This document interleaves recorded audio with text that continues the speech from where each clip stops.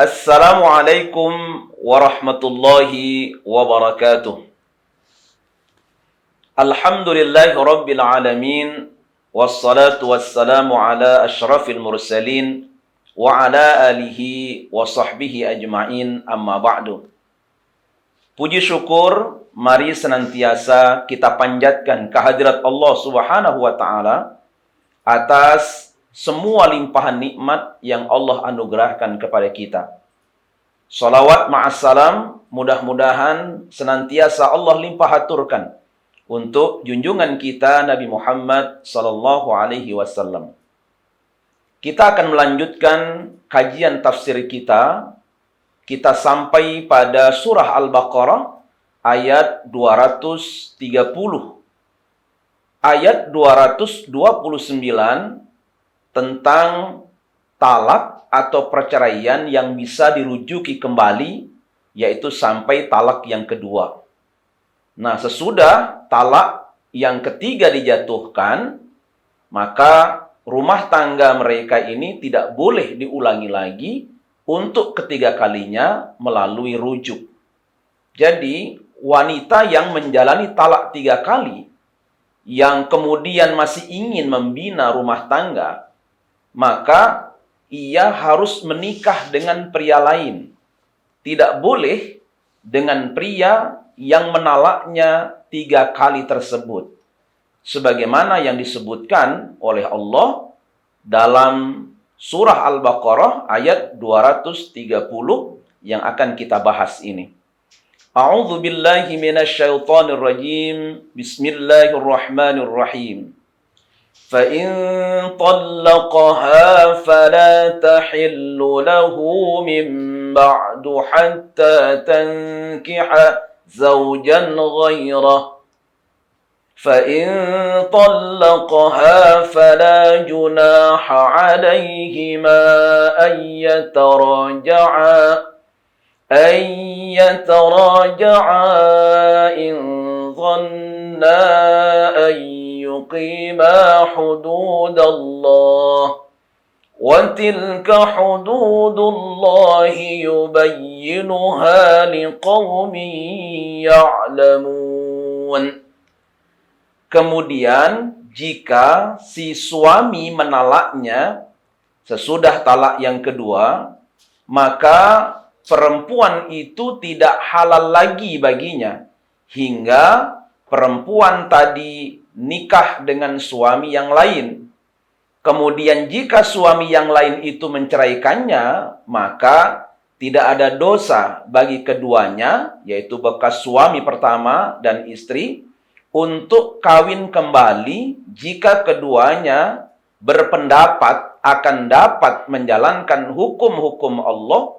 Itulah hukum-hukum Allah. Allah menerangkannya kepada kaum yang mau mengetahuinya. Pemirsa yang budiman, apabila rumah tangga dengan pria yang kedua ini juga berjalan tidak mulus, sehingga harus berakhir dengan sebuah perceraian, maka wanita tersebut boleh untuk menikah lagi dengan pria yang pertama, tetapi dengan catatan bila idahnya itu sudah habis ya dari perceraiannya dengan suami yang terakhir. Nah, ini diharapkan berdasarkan pengalaman yang telah dilalui, harapannya apa? Mereka dapat membina rumah tangga dengan benar. Jadi, para ulama fikih membicarakan kasus talak 3 ini secara panjang lebar sebenarnya.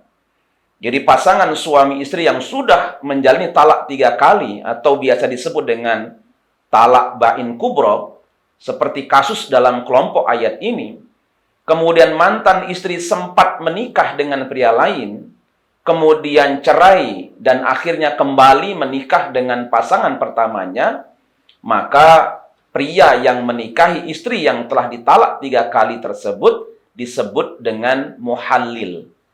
Jadi singkatnya, bila prosesnya muhallil itu alami, gitu ya, maka pernikahan dengan muhallil dibenarkan. Tetapi kalau ini rekayasa, ya tidak boleh gitu. Jadi dalam perkawinan dengan muhalil ini harus terjadi hubungan suami istri. Nah, hadis yang biasa dijadikan sebagai dasar adalah Ani bin Syihabin haddatsani Urwah bin Zubair anna Aisyata akhbarathu anna imra'ata Rifa'at al-Quradi ja'at ila Rasulillah sallallahu alaihi wasallam faqalat ya Rasulullah inna Rifa'ata talaqani fabatta talaqani wa inni nakahtu ba'dahu Abdurrahman bin Zubair al-Quradi wa innama ma'ahu mithlul khutbati qala Rasulullah sallallahu alaihi wasallam la'allaki turidina an tarji'i ila Rifa'ata la hatta yaduqa usailataki wa tadhuki usailatahu. Dari Ibnu Syihab bercerita kepadaku Urwah bin Zubair bahwasanya Aisyah bercerita kepadanya bahwa istri Rifa'ah al-Quradi datang kepada Rasulullah berkata, wahai Rasulullah, sesungguhnya Rifa'ah telah menceraikanku dan telah habis masa iddah. Lalu aku menikah dengan Abdurrahman bin Zubair al-Quradi. Hanya bersama dia rasanya hambar. Nah, ini belum berhubungan. Rasulullah berkomentar, agaknya kamu ingin kembali menikahi dengan Rifa'ah itu. Nah, tidak sebelum ia, suami kedua yang bernama Abdurrahman ibnu Zubair tadi itu merasakan manisnya madu dengan kamu dan kamu merasakan manisnya madu dengannya. Hadis riwayat Imam Al-Bukhari, Muslim, At-Tirmidzi, Ibnu Majah, Imam Ahmad gitu ya. Artinya boleh kalau kemudian suami yang kedua tadi ini sudah melakukan hubungan suami istri dengan wanita tadi kemudian menceraikannya, baru kemudian boleh suami yang pertama tadi itu menikahinya kembali jika memang dianggap pernikahan yang akan dilangsungkan tersebut itu bisa membawa kepada kebaikan.